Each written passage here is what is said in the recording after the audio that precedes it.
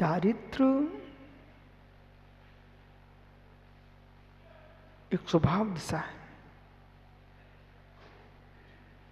उस स्वभाव दिशा देखते हैं तो चारित्र का कभी नाश नहीं होता। चारित्र का फल निर्वाण है। निर्वाण के बाद भी चारित्र रहता है।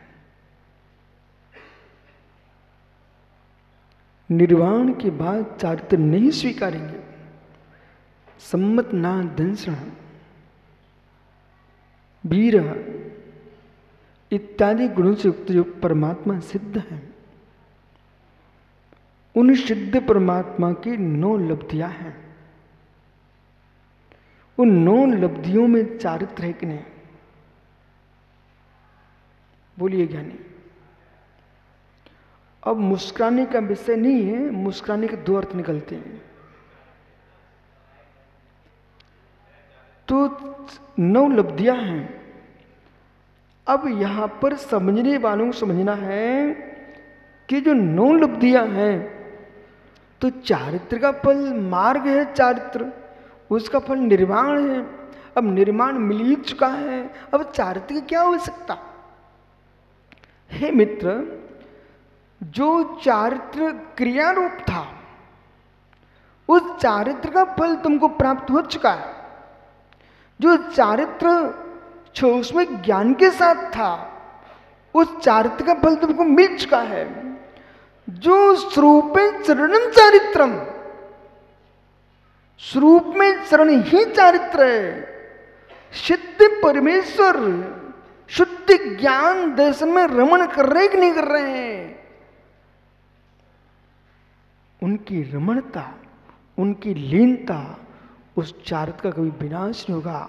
इसलिए चारित्र भी जैसे ज्ञान दर्शन आत्मा का धर्म है, ऐसे चारित्र भी चक्रेश आत्मा का धर्म है। बोले फिर निगोदिया को कैसे सिद्ध करेंगे? चारित्र त्रैकालिक होना चाहिए, ज्ञान दर्शन त्रैकालिक है। इसलिए आज मुझे आपसे बात करना है कि जो अज्ञानता छाई लोक में, उसे कैसे तुम दूर करेंगे? निगोदिया को भी चारित्र होता है। निगोदिया जीव को भी चारित्र होता है, लेकिन आप मत करना कोशिश सामायिक क्षेत्रोपस्था पर्यावरण सूक्ष्म यथाख्यात की खोजने की।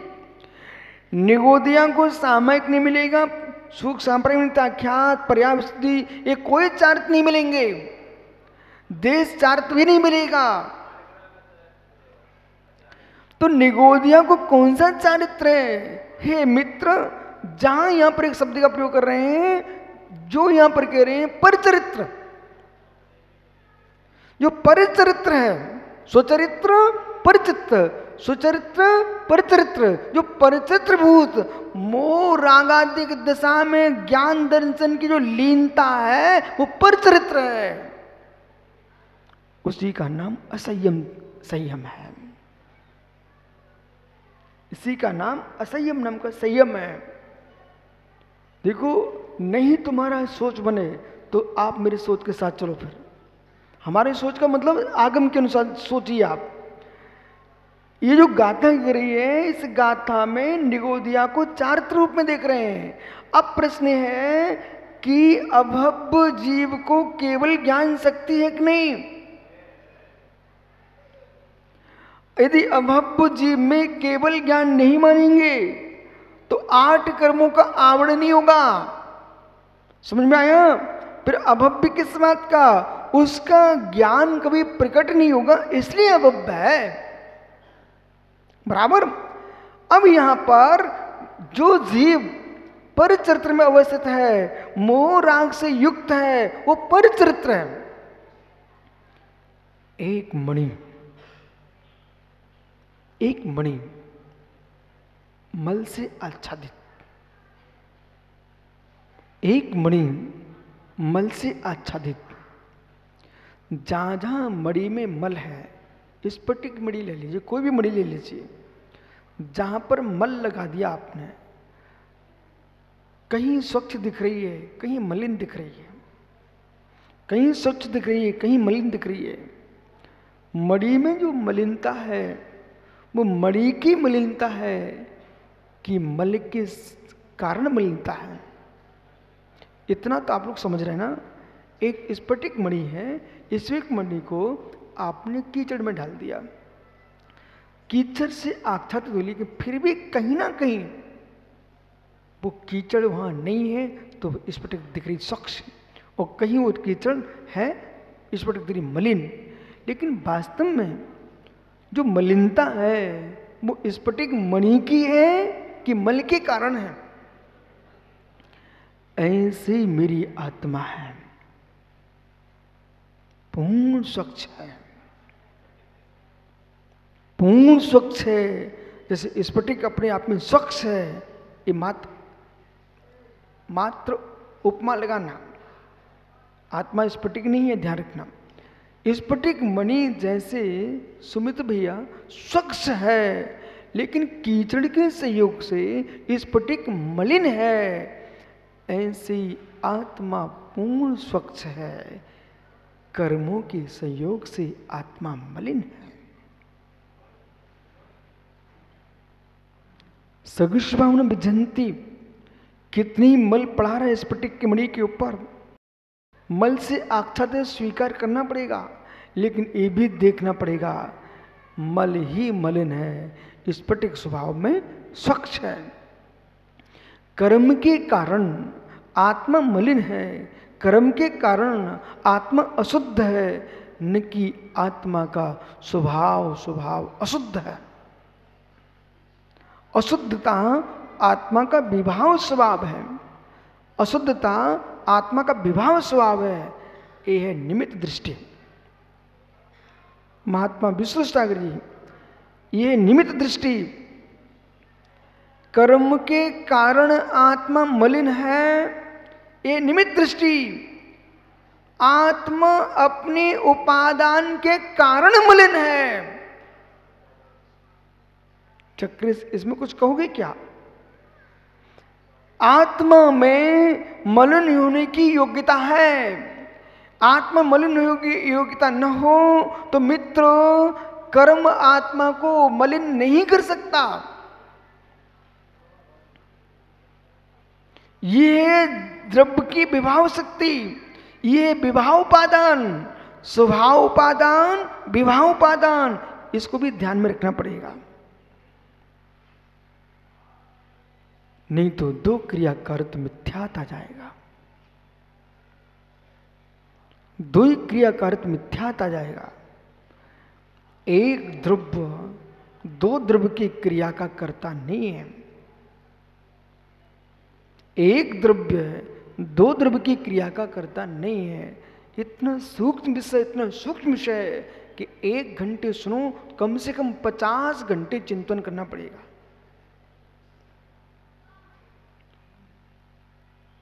एक द्रव्य दो द्रव्य की क्रिया का कर्ता नहीं है। सुब्रत सागर, यही तत्व निर्णय की भूमिका तो ये है। ये माताएं बैठी रहती है, गेहूं से कंकड़ों को बीनती रहती है, ये तो इनसे बनता है।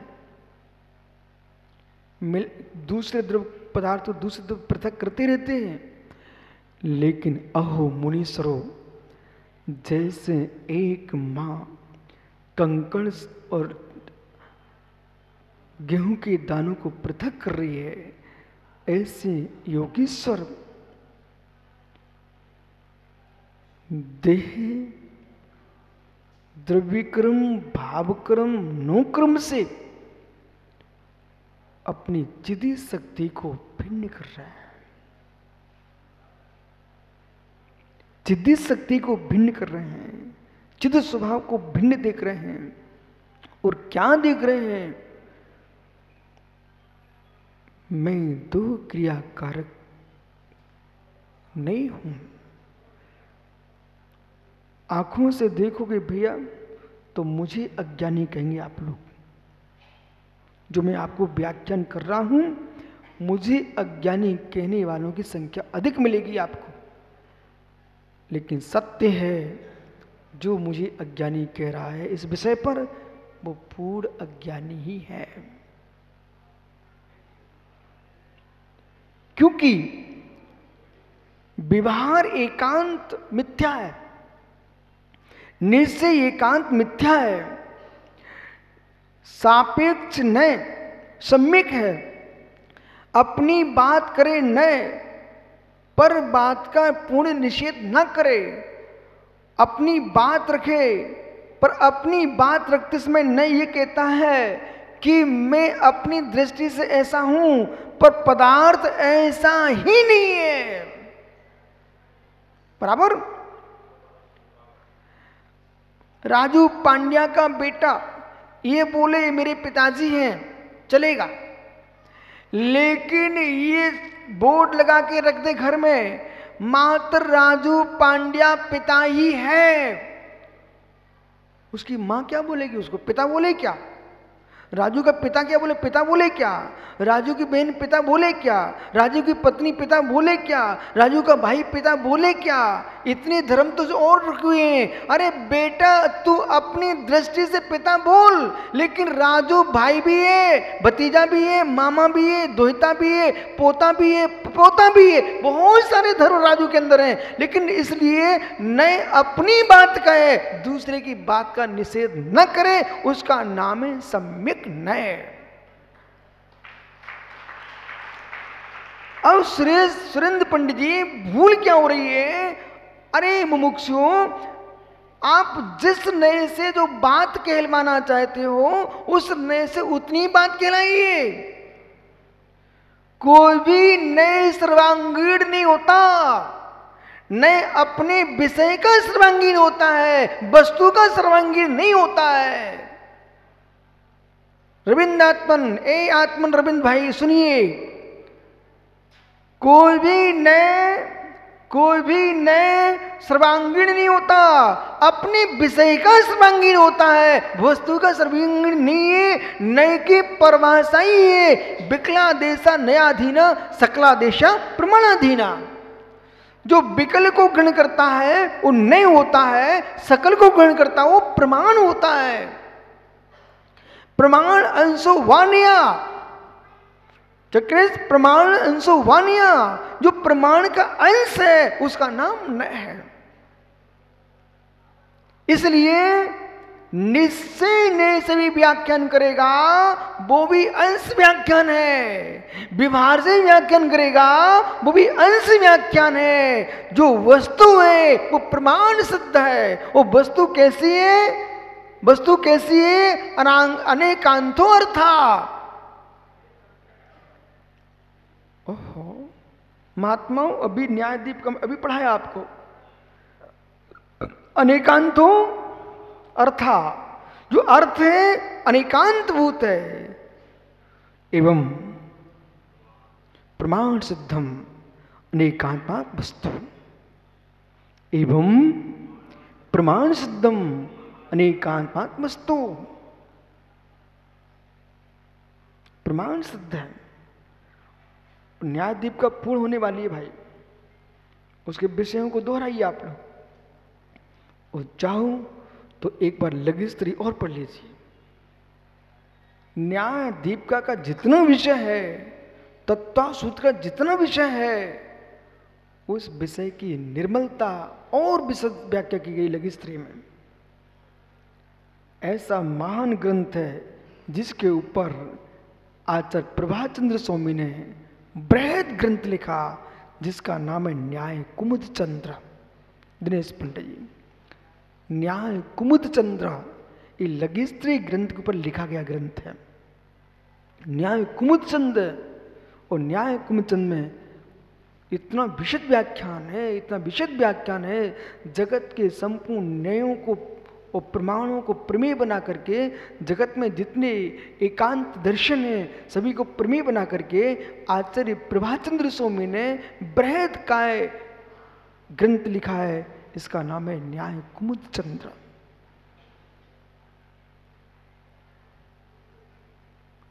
मणि मणि है, मणि मणि है, मणि में विकलता है, मल के निमित्त से बराबर ऐसे ही सुचरित्र है। अब ध्यान दीजिए, यहां सुचरित्र कितने कह रहे हैं? शुद्ध ज्ञान, शुद्ध दर्शन से युक्त आत्मा का आत्मा में रमण ही सुचरित्र है। शुद्ध ज्ञान, शुद्ध दर्शन, केवल ज्ञान, केवल दर्शन, इसमें लीन आत्मा है परम ज्ञानिक स्वभावी, पर निरपेक्ष सुखी लीनता में रमण कर रहा है आत्मा। ऐसा आत्मा सुषम है। जब सुषमय आत्मा को कहा तो फिर प्रत्येक आत्मा को सुषमय क्यों कहा? स्वभाव से प्रत्येक आत्मा सुषमय है। इसे भी देखिए, इसे भी देखिए, किसकी प्रधानता चल रही है? लव, स्फटिक मणि पर मैल लगा दीजिए, मल लगा हुआ है। अब चाहे आंख खोल के ध्यान करो, चाहे आंख बंद करके ध्यान रखो। अब चक्रधर देखना, वास्तव में ध्यान आंख खोलने वाला विषय नहीं है, ध्यान आंख बंद करने वाले विषय नहीं है। प्रशंसा कर भैया, सुन ले अभी, ध्यान जो है ना यथार्थ में आंख खोलने वाला विषय नहीं है। ध्यान जो है ना आंख बंद करने वाला विषय नहीं है। ध्यान तो ध्यान है। ध्यान दीजिए, ध्यान दीजिए। जहां ध्यान लगा है, आंखें खुले होने पर भी सामने वाला व्यक्ति नहीं दिखता। ध्यान नहीं लगा है, आंखें बंद होने पर भी वे लोग दिखते हैं जो सामने नहीं है। इसलिए मैं वो आपको बताना चाह रहा हूं जो जगत में अज्ञानता फैलाई जा रही है। आंख बंद कर लो, ध्यान करो, आंख खोल लो, ध्यान करो। ये कुछ ध्यान के विषय नहीं है। जो ध्यान है वो ध्यान है। भैया जहां मैं बैठा हूं वहां से मैं बोल रहा हूं। अब आप जहां बैठे वहां से सुनो, क्या सुन रहे हो। और नहीं समझ पा रहे हैं तो जैसा मैं कह रहा हूं उसे समझने की कोशिश करो।